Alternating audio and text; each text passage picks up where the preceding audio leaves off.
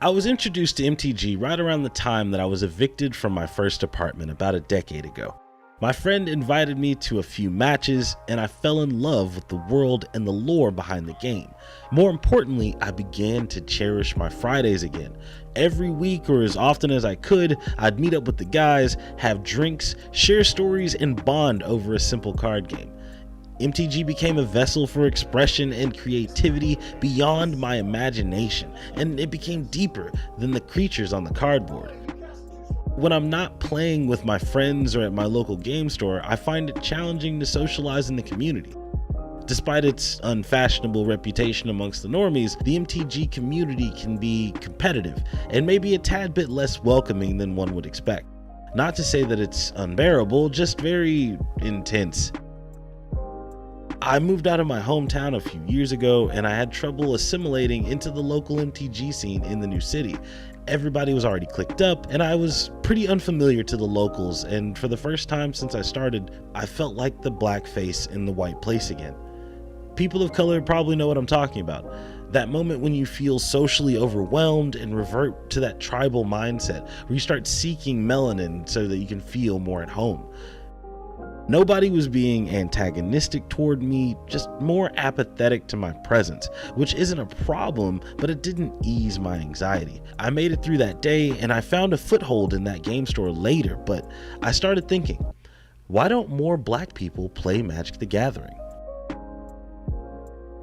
Despite this video's title, I'm not saying that there aren't any black people that play Magic the Gathering. After all, I'm right in front of you, but we'd be remiss to say that it's common. Walk into your local game shop and check the ratio if you don't believe me. I don't think there's something up with that, but there's definitely a reason behind this infrequency, and I'd like to take a crack at figuring it out. So without further ado, I'd like to get into why black people and other people of color don't play Magic the Gathering. While researching, I came across a few videos that I'd like to recommend by other creators in adjacent spaces. RPG Elite's 4 Reasons Black People Don't Play Tabletop RPGs, and Shelf Stories Freaks and Geeks Like Us, which are both about the lack of black presence in the TTRPG and board gaming communities. While I disagree with a few points made by RPG Elite, I think he puts it all together in a manner that's concise and true to his experience as an OG in his community, a perspective that I think is very valuable. In his video, he breaks it down into 4 points, which is a format that I intend to borrow for a few of my points as well. There definitely is intersectionality between the TTRPG, gaming, and MTG communities, and by no means do I intend to paraphrase their videos. In my personal opinion, I believe it boils down to 4 key reasons: lack of exposure, accessibility, the established communities, and black stigma. Exposure can go a long way in the black community. Many of my black friends found some of their favorite songs through WWE intro music, and now they tour with their own bands. That initial exposure creates curiosity. Most of us would never have been exposed to these things like rock music or anime without some sort of early curation like Toonami or wrestling. In my opinion, MTG really missed out on the youth boom that could have converted us into fans. You can find commercials from the early 90s or 2000s, as well as promo from Comedy Central, but they all have that cheesy funk of a product that's trying to reach past its demographic. As a millennial of a certain age, I am well indoctrinated into the scheme of television marketing. The goal was simple: you localize a campy TV show with a loose plot, and the school kids will start begging their parents for plastic toys and flimsy cardboard. The race didn't matter. I'm not ashamed to say that I begged my parents year after year for the newest products from whatever was popping at the time. I love Power Rangers, Beyblade, Zoids, and Gundam, but none of these properties had a hold on the schoolyard like Yu-Gi-Oh!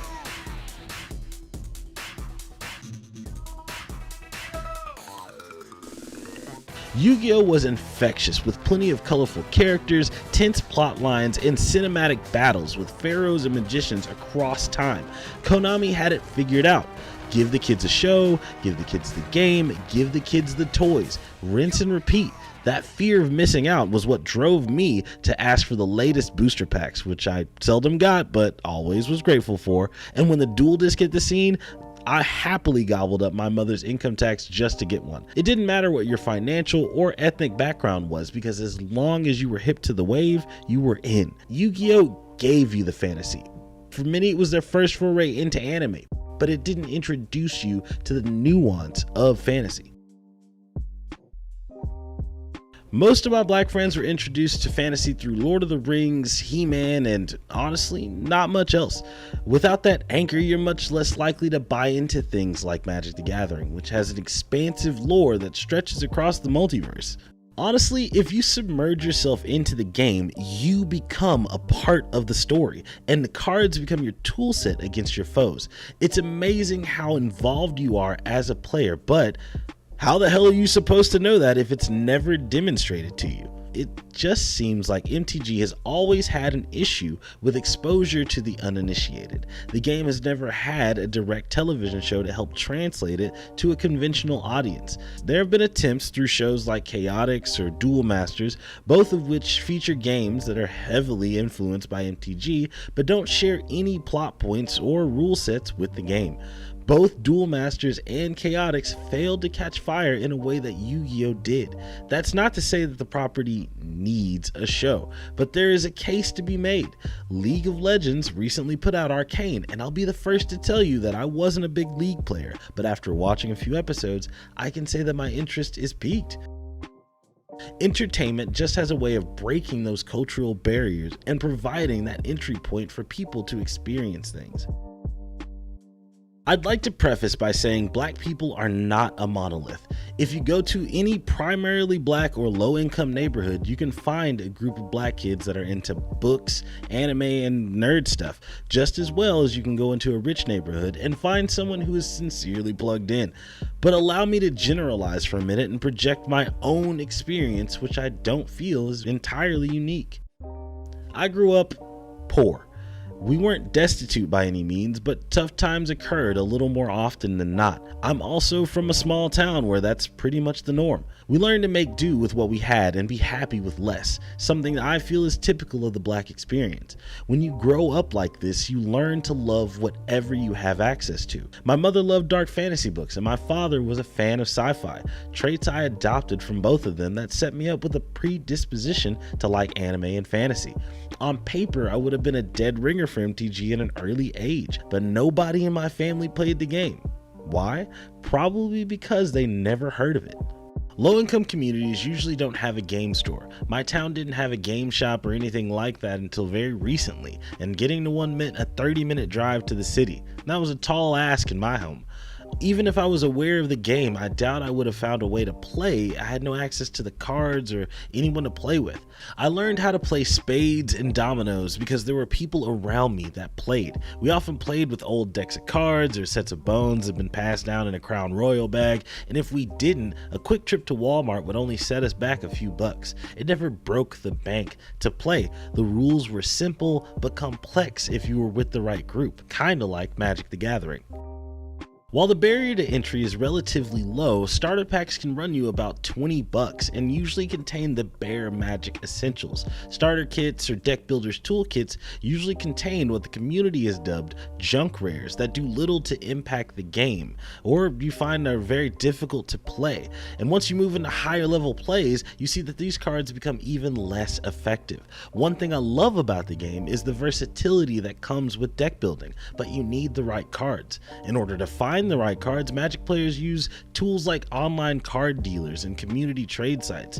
This creates another barrier to entry because without research and no advertising for these sites in packs or boxes, it can be overwhelming to even try to build a deck for an event.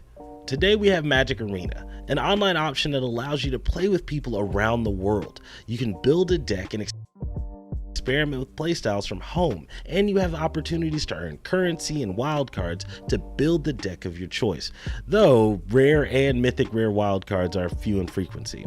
I spent a lot of time during the pandemic playing Arena with my friends, and it's a viable option, but it lacks that same intimacy and experience as Tabletop Magic. As much as I hate to say it, you're gonna need a guide if you're not entirely familiar with the game. I was lucky to have friends that played in high school who were patient and able to walk me through the intricacies of the game, but from conversations I've had with a few others, they've had a tough time navigating the space on their own. Building a deck, learning match etiquette, and integrating into the community can get complicated, especially since many players lack social skills. From my own viewpoint, it's a lot like spades. Serious players already have a partner, nobody really wants to play with someone who doesn't know the rules, and nobody wants to teach them to you. Magic tends to get in the weeds about a lot of its concepts. There are different iterations that restrict what cards you can use, commander, standard, etc., and there's an expectation that you know before you play. The embarrassment of not knowing can be a deterrent, so often you need a seasoned player that likes you to walk you through a few matches. I mean, sure, there's the internet, but imagine learning how to play basketball from Google. By the time you get to the court, you're gonna look stupid and they're probably gonna clown you. That feeling of fumbling through a pickup game isn't uncommon in the trading card game space. I don't believe that there are intentional cultural issues in Magic the Gathering. Literally anybody can play, and I've rarely experienced any prejudice while playing. However, with the state of society, companies are making it more apparent that they stand for/with different cultural backgrounds. Wizards of the Coast are no exception. In recent years, there have been many attempts to bridge cultural gaps and scrub any perceived racism. Take the Invoke Prejudice incident, in which cards that bore any racist symbols or that were deemed inappropriate were banned from sanctioned play, and their art was scrubbed from the online card database.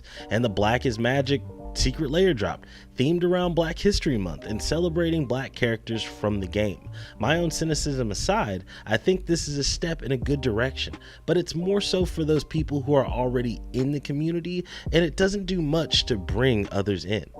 WotC has increased their cultural relevance. Post Malone has been playing with a few of the bigger faces in the community, and that's gotta be really affirming for players to see such a big star involved in something so uncool. There's a benefit to having an influencer, especially when you don't have that community guide. In recent years, there have been a few Black players that have stepped into that influencer role, like Black Nito and Cedric Phillips, which I think is super dope. My only critique, if you could call it that, is that they aren't active influencers and primarily seem to make content geared towards those who already play. It'd be nice to see a hip guy conduct a few tutorials on the game and really bridge that cultural gap, but that'd probably feel like pandering. Magic the Gathering honestly works better through word of mouth. I did a rudimentary survey through my social media accounts where I tried to reach out to Magic players of color. I asked things like, do you feel like there's a lack of Black presence in the community? How long have they been playing? Who introduced them? And how to get more Black players? And I got mixed results. I had a few give me genuine and honest answers about how they were put on through work or self-interest. I had some great conversations about the game, and many of my talking points were fleshed out through these interactions. But there were a few that were very apprehensive and guarded about their MTG experience. I was told that my premise was disingenuous and that I was barking up the wrong tree. I'd like to believe that they were cool about it though. Now, I don't have the biggest social media presence. Follow me, please. In the future, I'll try to find better ways to initiate those conversations, but I'd be lying if I had said that some of those interactions didn't rub me the wrong way. I felt like I was being transparent about my questions and didn't mean to come off with malicious intent, especially considering that I'd love to play MTG and TTRPGs with the most diverse crowd that I can. By no means do I think that this is a reflection of the Magic community entirely, but it reminds me of a few other times I've encountered a Black face in a white place. Look, I get it. Growing up with culturally divergent interests can make you protective of your thing, especially when you feel like you had to go through the ringer to solidify your space in the place. I'm guilty of it too. I've been G-checked and I've been the G-checker. The notion that somebody would want to spectate in a space that you worked so hard to get to can be infuriating. And you may feel like you need proof of sincerity. You see it with music, you see it with film and animation. Why would Magic the Gathering be an exception? But I promise you, it's better to share the things that make you happy, especially when there's plenty of room in the space. But how do you get in that headspace that makes you so protective? Why be on guard at all times? Those who have been the social outcasts could tell you, and those who have been the cultural outcasts know better. It's no secret that Magic the Gathering has a social stigma attached in most ethnic communities. It has carried that white people badge since its inception, and it hasn't been able to shed it quite like anime has in the past few years. As an adult, I'm pretty detached from the backlash you can get for your interests. My blackness has never been defined by my interests, and I've always participated in my culture. But I do remember being younger and feeling embarrassed for what I liked. I grew up at a time where being into toys, games, and cartoons past the appropriate age was grounds for severe teasing, especially in the black community. And what's crazy is, I get it. Our parents were raised by people who experienced segregation. Those parents passed down values of social assimilation, growing up fast, classic masculinity, and the rejection of white culture. These were literally survival techniques. My Gen X parents were able to shake off most of that toxicity, but nobody comes out clean after social conditioning. And my parents were more forgiving than others. My generation is really the first that are able to participate in popular culture as a general audience. With most of us being raised with cultural conditioning, there were bound to be growing pains. As a kid, I had adults call me childish, speculate on my sexuality, and call my cultural identity into question over my preferences in entertainment, all in an attempt to give the culture this unified image that doesn't hold up anymore.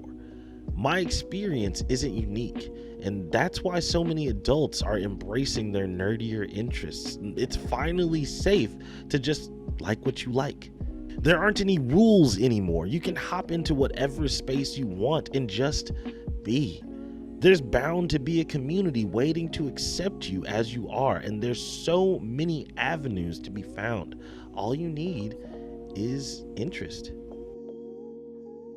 You might have heard black people aren't a monolith. While I do agree with that phrase, many of us have a similar foundation. For the first time in decades, we're able to challenge our cultural norms and explore things that we previously thought were unavailable to us. It's now our jobs as nerds of yesterday to open the invitation to those who desire the experience. Next time you have a family gathering, ask your niece or nephew if they want to try it out. Nurture that interest, and if they like it, then buy them some cards every now and again. Host a game night and play Magic instead. You might be surprised who likes it. The age of white people is over. We can't be deterred by old mentality. Everything is for everybody now, and we can't be hesitant to show the new generation. Hey, thanks so much for checking out the video. Really appreciate it. You've made it to the end. If you like what you saw here, don't forget to subscribe. If you want to see me talk about something a little less serious, check out my podcast or my other channel here. They'll be in the About page. If you want to follow any of my socials, they are also down there as well.